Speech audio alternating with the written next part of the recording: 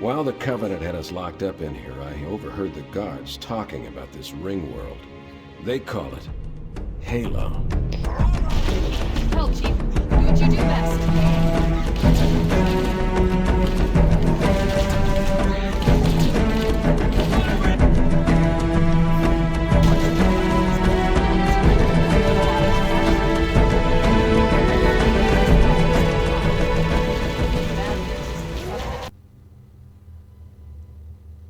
Hello everybody, how's everybody doing?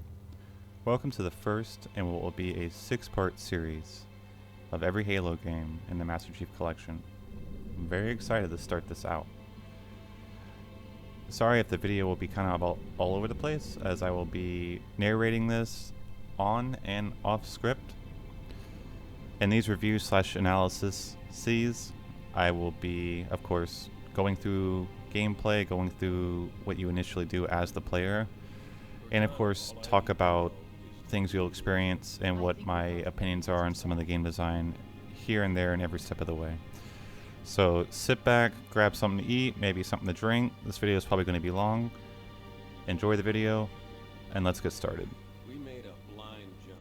How did they... Get here first. So we open up the game with the Pillar of Autumn jumping from hyperspace trying to escape the Covenant from Reach. With no other choice, Commander Keyes has to activate all of his forces, including Master Chief. And kind of say the scene where all of the troops are being mobilized and everything like that, as they're getting into formation, it's just a pretty cool scene in general. You see Sergeant Johnson, you see all the troops interacting. It's just a really cool scene, especially for the time, as up until right about now, you never really see anything of this type and story in video games in general. And after this nice little scene that introduces all the characters, we are now finally introduced to you, the character, Master Chief. It's a pretty cool little tutorial section, nothing out of the ordinary. It lets you set your mouse. You can choose inverted or regular. It explains the whole overshield and your health system. It does a pretty good job in explaining things like that. After it explains all its mechanics, it doesn't give you much time to breathe before you are called into action. The Covenant are invading the ship, and you must first get to the bridge, get to Captain Keyes, retrieve Cortana, and eventually get your weapon. And kind of say that the whole little scene, it's more of a tutorial. It teaches you your jump and walking and running mechanics, your flashlight mechanic, everything like that. Just to watch the Covenant and the Space Marines, or I call them Space Marines, I'm sorry. The humans, whatever you want to call them, fighting the Covenant without the player interacting with them. It's just pretty neat to see the AI interacting with each other. The AI is pretty good in this game. Every fight is different. Even when you die and respawn, sometimes enemies are different or their placement's different. Each fight is completely different in its own way, and it's good like that. The characters actually feel like they're real humans or Covenant aliens trying to fight for their lives. It's just, the battle mechanics in general with the AI is really good. Good job there. And after making your way through the bowels of the ship, you finally come across Commander Keyes in a pretty lengthy but very good cutscene that explains the story of what's currently going on and how you're coming across the new artifact that you see that will be eventually called Halo.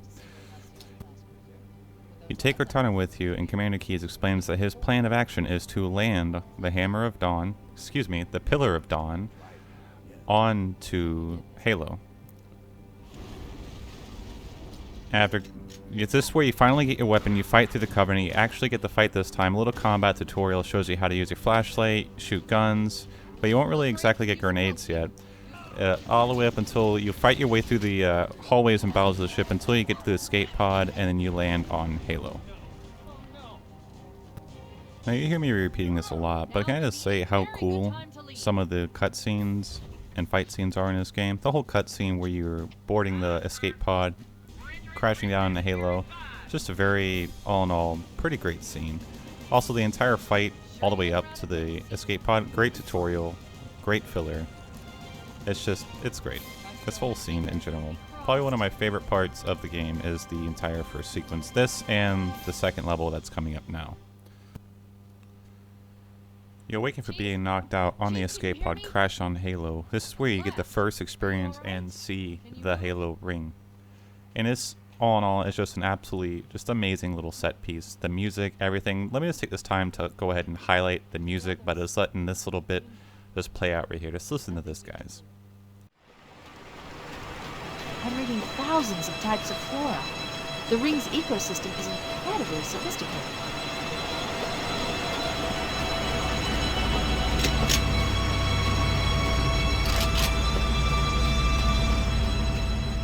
Alert. Absolutely amazing music. You guys did a really good job with this. But anyway, back to the game. So basically your task now, after crashing onto the Halo ring planet, is to try and squad up with your buddies, try and find them again, save whatever survivors you can, and try, I guess, and get a foothold and figure out what the hell's going on. While we're on the subject, you'll see me switching back and forth between the next-gen Anniversary graphics and the old-gen Xbox graphics to just point a couple things out. They did a pretty good job in that per se, but like, look at this. How do you mess up something like this? The hitbox of the old objects are still there, even if something's there. I have actually died a couple of times in this game where I think I'm shooting at something, but I'm actually not, because the hitbox of the object in the old gen graphics is blocking what the new gen graphics is saying is not there. Pretty big oversight, pretty annoying. So all in all, in general, if this is your first time playing Halo Combat Evolved, you should probably just play it in general with the old Xbox graphics. Plus, if you want a game to run at almost 600 or 700 FPS, it's pretty neat. And it just gives you that old nostalgic feel. I like it. After fighting off a few waves of the Covenant, you are given probably the most, if not the most, recognizable car in video game history. The good old, amazing Warthog. And your objective is to find other soldiers, help them out so the Warthog and lifeboats, not the Warthog, sorry, the lifeboats can come and get them and basically save them and take them to rescue. As you race back and forth, getting a feel for the Warthog, you usually have an AI team member that will fire for you, and he does a job at it. I like how they always have the exclamation where if you're doing little details here and there with your combat allies, how if you killing enemies or you're doing certain things, like with the Warthog, if you do a sick jump or something, they'll react, say cool or whatever. Or in general, when you're on combat and you kill enemies or you shoot them by accident, they'll bicker about how each other stole each other kills or how they need to watch their fire. Just neat little thing. So as you're getting used to the Warthog, you realize how useful that the AI gunner really is. And I don't know if you can, I couldn't get it to work in this one, but I know in the later Halo games you can get the gunner and the AI will drive for you, but those are always kind of a hit and miss thing, so take that as you will. After fighting off waves of the Covenant, going around saving your military allies, you eventually get to a point where you board the ship and try to get to locate to Commander Keyes, as you eventually figure out that he's captured, so you have to fight your way through more hordes of Covenant to try and get to him, and of course, save his life. This will go ahead and bring you on to the next level, which starts out pretty bombastically, if I do say so. The next level starts out by giving you one of the most powerful sniper rifles in video game history. God damn, do I absolutely love this weapon. It's a pretty cool sequence overall in general. You and your allies are fighting to the dark, sniping, trying to get through hordes of enemies. So there's probably a more quiet or sneakier way to do something like this, but I decided to go guns blazing. That's the beauty of a Halo game, is that it's more of a sandbox. There's multiple ways you could have gone through a level like this. I decided to go guns blazing. I'm sure other people can figure out other ways to do this, but I had a lot of fun with this. The sniper in general is just a fun little gun, just makes you feel good, where you can just one-shot elites, no scoping. It's just pretty awesome. And I will say that it does look pretty great in its next-gen graphics. But nothing can beat that little scanning radar thing on the scope. It's just so cool. And after a pretty lengthy battle with your allies fighting through hordes and waves of Covenant, you eventually get to the ship, the Reconciliation. I can't think of its full name right now. I'm stupid. I'll put it up on screen. This is the first time you come across the Hunters. Now these guys are pretty badass, and they have lots of armor, they take lots of damage, but can be cheesed pretty easily if you get behind them. And you can pretty much one-tap them with the Magnum. Of course, I don't do it here. But it's just a nice little fight. If you're inexperienced, this fight can be pretty tough. But general rule of thumb is you let them run by, melee you, and you just pretty much tap them in the back or in their soft parts of their armor. After you finally do fight off the hunters and all the other Covenant around the area, you will eventually step into the grav lift after regrouping with your allies to board the Truth and Reconciliation, the Covenant enemy ship. Which, it's a whole cool little change of pace, boarding their ship. The scenery that you have there of everything's just all shiny and metallic and just kind of alien. Just all in all, cool little environment. It's neat, and I like it. There's not a whole lot much more I can say about this level, as it's basically just more of the same. As you're fighting more hunters, you fight more hordes of elites and more Covenant, all the way up until you eventually, finally, you get to the prison levels of the ship, and then you find Captain Keyes, and he basically explains to you what you're on, the Halo. It is here that you learn that Halo is a weapon that the Covenant are trying to take over and use to wipe out the entire human race. Basically, you don't want that to happen. I mean, I don't want that to happen. Would anybody want that to happen besides the Covenant? I mean, come on, that's not cool. So now you're given a new mission where you need to beat the Covenant to try and find Halo's control room. But first things first, you need to get out of the ship. So basically it's the same as before, where you fight through a whole bunch of Covenant trying to get to the ship bay to steal one of the Covenant ships and get back on the Halo in order to start looking for Halo's control room. I'll just say now, the nice little scene where your captain runs down the hunters with the Covenant ship, pretty cool little thing. I like it. And now we get to probably one of the coolest cutscenes, in my opinion, of the entire game. Where you, the player, you're sitting in the back of a Pelican, you're flying over the ring world Halo, you're getting ready for battle, you're sitting there with your teammates, they're getting ready, you see all the chaos starting to unfold before you drop out of the Pelican and get into one of the cooler segments of the game, where you just see your AI, you, and the Covenant all fighting on screen. Really, really awesome. I just completely like this part. After another pretty lengthy battle with the Covenant, you are dropped another Warthog with the task to try and find the map room or the silent cartographer in order to try and find the location for the central control or the control center for Halo. There are a few ways you can do this. You can just run down all the Covenant, have your teammates gun everybody down. You can run around with rocket launchers and shit like that. Or you can even just run past them all without even having to worry about killing any of them. That's the joy of the sandbox of this game. Is there other ways you can do all this? Kind of just add here a little thing, how they tell you to try and get to the door before it's locked. Even though I killed everybody in the room, the door still locks by itself. I don't know if the game was expecting me to kill the entire room immediately like that, but it's just a nice little funny thing I thought was just kind of funny. After clearing out the little station, little area, you realize that the door is locked and the only way to get to it is to try and find another station to disable security and able to unlock the door. So it's more of get back in your Warthog, drive around in this other area where you'll come across a couple more hunters. I almost want to call them wraiths, I'm sorry. A couple more hunters until you find another solution where you shut down the power and basically get ready to go, and you come back. When you get back outside the station, you'll want to jump down, you'll come across a couple of rocket launchers. You're going to want those because in a little bit, when you drive back to the station, you'll come across even more hunters, which are very easily taken out with a rocket launcher. After fighting through the giant map room, you come across the silent cartographer, which will tell you where the location for the control center is for Halo. It is in your job to get back out and basically escape. On the way back to the exit of the silent cartographer, you'll come across one of the cooler fighting moments in the game, mostly because of the music. Like I said before, the music really, it just truly makes this game. Once you finally make your way out, you will be greeted again by the Pelican, where you guys will fly into the underground depths of the control room to, I guess, assault on it and try and take control over it or take it out.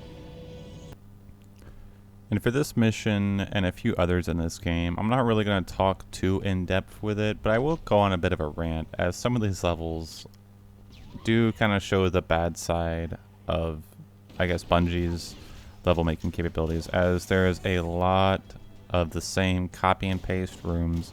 I believe even this room here is used 5 or 6 times on this one level, and it's even used again later. And it's even worse, as later parts in the game, you have to go through some of the same levels, same areas again, but backwards. And it gets even worse with an upcoming level, and if you guys know this game, I'm sure you know which level I'm talking about. Probably the worst level in all of Halo's history. We'll get into that. But we'll go over a little synopsis of this level, but nothing too in-depth, because it's just more the same. It's just a lot of not getting lost and trying to find your way through all these corridors, fighting all these Covenant, and trying to get to the end. Now here we come across one of the better parts of the level, as it does start to open up and give you vehicles and give you more ways. It's not as linear. Like, you can go ahead and hop in a Warthog, you can go ahead and hop in a Ghost, you can hop in a turret and try and take out the sorry, excuse me, the tank over there. It's just a nice little bit. It's a better part of the game, because it opens up, gives you more opportunities to do it however you want. Again, you fight more enemies, you drive your Warthog or the Ghost until you finally get to one of the better parts of the level, where you get to board the Scorpion. And that's a cool little part with the power trip kind of portion of the game. You can go around us absolutely blasting enemies and not have to worry too much. Although I was getting a little bit agitated this game, where I can sometimes die inside the tank, even though the tank wasn't exploding. Yeah, it was a little aggravating when I got blown up by a grenade, or accidentally blew myself up because I shot too close to a wall and blew myself up inside of the tank, but not blown the tank up. I don't know, it didn't make a lot of sense, and it kind of aggravated me.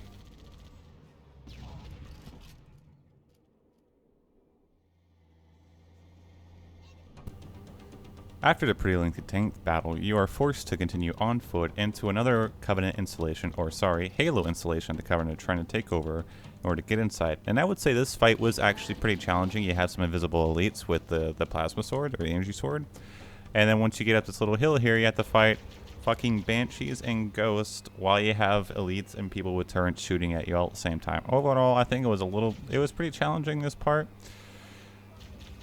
And you have to do and fight through all this just to get back to this building with more of the same rooms. This part actually pissed me off so bad, I ended up just driving the Ghost into the building, just saying fuck it and gunning everybody down and driving it into the building as far as I possibly could. All in all, my overall impressions of this level in general aren't really that great. I felt like the level kind of dragged on a little bit too long. It had way too much of the same old rooms and hallways, way too linear. Up until the end here, when you fight up this building, it was a pretty cool little sequence. It's actually a change of pace, a change of scenery. It's something that's nice, even though I absolutely get fucking wrecked by these fucking hunters, even though you should be able to run them over. You can't. I don't know. Sorry if I skip over a whole lot of this level. I just really wasn't too excited for this level. Too immersed, I guess is the better word. Once we finally get to the end of the level, it was more of like a sigh of relief that we're going on to the next level than it was just, oh my god, that was so cool. What's next? This is it. Halo's control center. And I feel bad about that, but I don't know. It's here we find out that the Covenant have gotten into something that they should never have, which we eventually learn as the Flood, and kind of say that the whole way Cortana here acts in general, this whole scene I feel like is kind of off and not like normal Halo. Just the way she is, and not telling Master Chief anything, but just telling him where to go. Plus this little animation where he's just like, oh, I guess, okay, I'll go now. It's just a really odd scene all in general, which takes us into the next level, the level that introduced us to the Flood. I've been waiting for a while to talk about this, but this is the perfect level to show the examples of what the remaster graphics, what they really do in terms of changing the atmosphere and the looks of the game. I feel like this is the worst possible example of it. When you just look around and you see how everything changes from completely dreary and creepy and spooky atmospheric into basically the forest from the movie Avatar. In fact, there's a little clip here I'm going to run. As I was recording this, I showed my wife this, and she even thought this was pretty fucking stupid. Let's roll this clip. Yo. The fuck is this? What is this? Hi. Dropship Victor 90. Still at the bottom. Look at this shit. I'm recording it. We are under Alright, see this level? That was atmosphere. It's all gloomy and stuff. Let me switch it to the updated graphics. dug in at a large structure in a swamp. Can hold out. Please. All dark and gloomy and spooky, and then bam, Avatar. What the fuck is this? 933 clear. Oh man, okay. Anyway, as you make your way through this creepy, or if you're playing on an next-gen graphics, this beautiful Avatarian forest, you start to realize something. The Covenant are scared. They're terrified of something. You have no idea what it is, but they're afraid of it. As you're fighting them, they're fighting you. You start to realize that something's not right. Then you interestingly come across the video of a fallen comrade explaining more about what happened, and then it comes to the big reveal. Where's that coming from, Mendoza? I don't... There! Mira!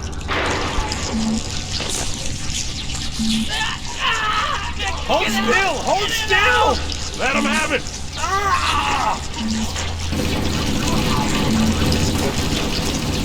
Sergeant, we're surrounded. The Flood. Now, let me be the first to say that the Flood as a concept is very cool. That the whole twist in general is a pretty neat little twist. The Flood as an enemy are interesting, but the whole way it's done and portrayed is not very good. I mean, to be honest, when you're fighting these guys, all you need is the shotgun and the combat pistol, and you're good to go. After fighting hordes of these Flood guys, you're introduced to the newest character of the game, and one of the cooler ones in my opinion, 343 Guilty Spark, who just for some reason just randomly just teleports you to go ahead and try and stop the release of the Flood or activate the Halo to wipe out all of the Flood. I was going to go ahead and talk about this now. The whole teleportation thing's pretty interesting, and the fact that why couldn't he just teleport you immediately to where you needed to go instead of having you go through the worst part of the entire game. And oh boy, we are getting into that right now with the library. Oh my god, I absolutely fucking hate this level. This is the absolute worst level in all of Halo. Nothing about this is fun. We're not even going to talk about this so much because a lot of it's just the same thing over and over. Going around room to room, waiting to fight hordes of enemies while your little robot friend tries to open doors. It's just all in all not a fun part of the game. And to be frank, I was amazed and glad that it's over. And unfortunately, you'll be dealing with this Flood all the way up until the end of the game. And once you start facing off the Flood, this is where the game really just kind of falls off, in my opinion. The Flood, like I said, are a cool enemy, but you just, they really, it's just too much. So we're not going to talk so much about this, but basically, you walk around these rooms here and there. I recommend if you get lost pretty easy, switching back and forth between the next gen and the current gen graphics are a good way to find your way, because the next gen has these very convenient arrows on the floor that kind of tell you where to go. Once you finally fight through all the hordes of the Flood, you'll finally be able to take the index. Right before Guilty Spark suspiciously just yanks it from your hands, finally ending this horrible, god-awful level. After teleporting back to the control room of the Halo ring, which makes you wonder why Guilty Spark couldn't just teleport you directly to where the index was and then directly back, you start to realize that his plans are a bit more sinister in the fact that it not only, the Halo ring not only destroys all of the Flood, but it destroys it by destroying all of the Flood's food, which is all life. So basically, the Halo rings, when activated, will wipe out all life on the universe. So this is not good, so you yank it back from him, you take control over the Halo ring, so he's locked out. And of course, he flips the fuck out and sends all his little robot boys out to attack you. So now not only do you have to fight the Flood and the Covenant, but you also have to fight his little, very annoying, hit-scanning fucking Sentinel flying robot boys. Have fun with that. After you make your way out of the control room, you get down in one of your first, if not the first, situation where you actually get control of the Banshee, which I think is really cool. The first iteration of the Banshee is very cool. You have, of course, your normal shooty shoot with mouse click, and then you have your left click, your right click, which is more like an airstrike type bomb.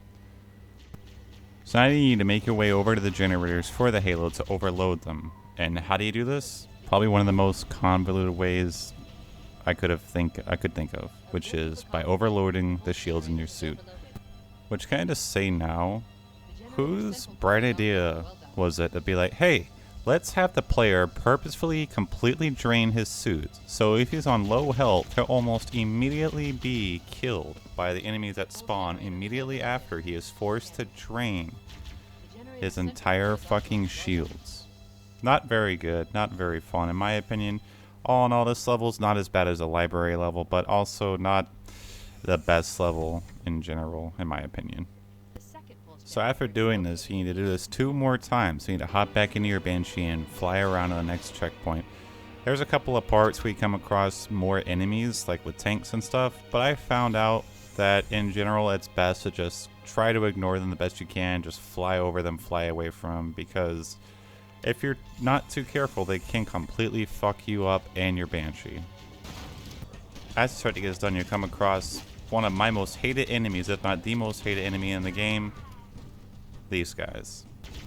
Flood with fucking rocket launchers. I don't know whose idea it was to put this shit in the game, but it's absolutely the most frustrating, infuriating enemy in the game. Just to be cruising around and to be instantly destroyed by a Flood with a rocket launcher, who I'm pretty sure can actually shoot his rocket launcher faster than you can shoot yours. So just try and take these guys out as quick as possible and just stay the fuck away from them, because they will completely fuck your day up. Final target neutralized. Once you overload the last generator, you are very conveniently teleported by Cortana using the same method by overloading your shields to take you to the next part of the game, which is the Keyes mission, which basically has you staging an assault back in the Covenant to bring back Captain Keyes. Oh, I see. The coordinate. Oh, and lucky me, footage is corrupted. I'm sorry about that, so I guess the next mission? Fuck. To summarize what you missed in the last mission, that unfortunately the footage got corrupted. You try to save Captain Keyes. Unfortunately, he was turned into some kind of gross monster because of the flood. So you decide all you need to do is just blow up and destroy the Halo ring. So in order to do that, you decide to go back to your ship and basically blow up the ship. And this mission, in my opinion, is a bit on the better side in the ending part of the game. Yes, you still fight the Flood. Yeah, you still fight the Sentinels, but you also fight the Covenant. It's just all in all, you're back on the ship. I just feel that's a little bit better in general. As you get to the bridge of the ship, Cortana goes ahead and sets up the ship to self-destruct, and you have about 15 minutes to get out before the ship gets destroyed. Unfortunately, 343 Guilty Spark is also on the ship and decides to try and lock you guys out. So best course of action is to try and overload, I believe, one of the engines of the ship in order to cause the explosion in order to destroy Halo. So your mission now is to basically do that. You need to overload the missions, or not the missions, sorry, the engines by grenades and explosives, which I feel like this part was a little bit dumb. I don't know. It was a little bit harder than it needed to be, mostly because you need to blow up these engine bay things very specifically with grenades or explosives, and it tells you that you can get rocket launchers or whatever at the armory, but maybe because I'm a dumb gamer, it took me the longest time to figure out that you needed to leave the room, go backtrack quite a bit of ways to find the armory, to finally get a rocket launcher, then blow the ship up, and therefore blowing up Halo. Now we get to the finale of Halo Combat Evolved, where we have to get into a Warthog and race to the end of the point before the time runs out and Halo explodes. Which, this all in all is very, very cool sequence in the game. I feel like it's pretty generous with the 6-minute timer. Even with the few mistakes I did make, I found that I had plenty of time to get through this. And after you make it all the way to the end, you make some pretty sick jumps and everything. You finally get to the end, you get to watch in glory as Halo finally explodes. And can I just add that the whole sequence here is actually really great. I mean, it's what started the whole ending of every Halo. Pretty much every Halo after this copied this, and where there's a bomb going off and you have to race to the end before certain death. Just all in all, a very good thing. And I'm happy to have completed this, and I'm happy to have made this video and to share it with you guys. So, yeah. You win, Halo explodes, and it's over. For now, anyway.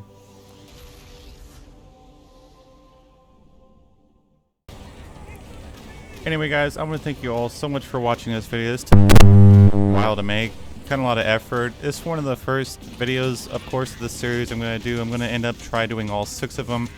I know I might seem a little janky. I kind of went a little bit off script for most of this video, so if things seem kind of out of place or kind of just all over the place, it's because of that. So let me know in the comments what other games you want to do. I will do other games along with doing the Halo series. So just feel free to comment and let me know what you guys want to see. Let me know if you like me kind of going freehand like this, or if you guys think I should kind of stick with the script and be a little bit more coherent with what I want to talk about. So anyway, guys, I'm going to end it here. Oh, it was a lot of work. Thank you guys all so much for joining. I hope you had a good time watching. Love you guys all. Have a good one, everybody. And get dead. Now roll the outro. Halo. It's finished. No. I think we're just getting started.